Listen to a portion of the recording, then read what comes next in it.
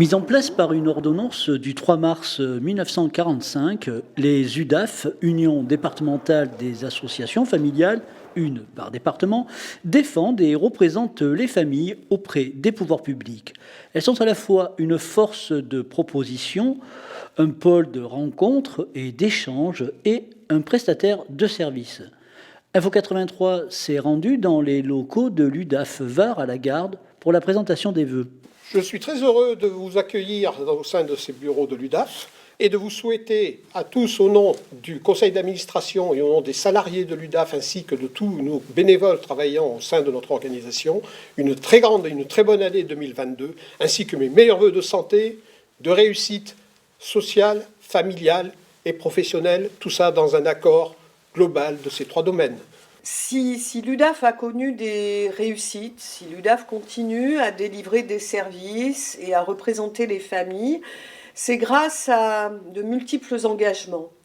Le premier engagement, c'est celui des 90 salariés de l'UDAF du Var qui, avec beaucoup d'abnégation et beaucoup d'adaptabilité, continuent d'exercer ces missions toujours au bénéfice des personnes dont les dossiers nous sont confiés, malgré toutes les contraintes qui nous sont imposées. Il faut aussi souligner l'engagement des bénévoles.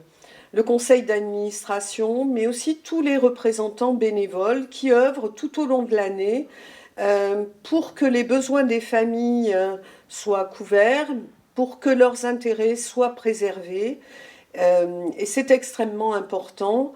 Le moment des vœux, c'est le moment des remerciements et je voudrais souligner tous ces engagements-là. Sans oublier bien sûr tous les partenaires, les nombreux partenaires qui travaillent avec l'UDAF, bien sûr les services déconcentrés de l'État, bien sûr les services du département, mais aussi des partenaires plus particuliers au service de certaines actions, actions logement service, des services déconcentrés des ministères, et puis aussi des associations qui viennent travailler avec nous sur des projets particuliers. Je pense au parrainage de proximité, les apprentis d'Auteuil, la DEPAP.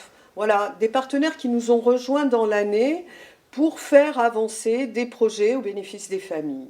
2022, une grande année pour l'UDAF dans laquelle nous allons encore poursuivre tout notre travail d'aider les gens de manière à éviter qu'ils ne tombent dans une plus grande précarité ou qu'ils n'y restent, aider les gens à s'insérer socialement et soutenir ceux qui en ont besoin de manière à pouvoir vivre en société tranquillement et leur vie, suivant leur choix.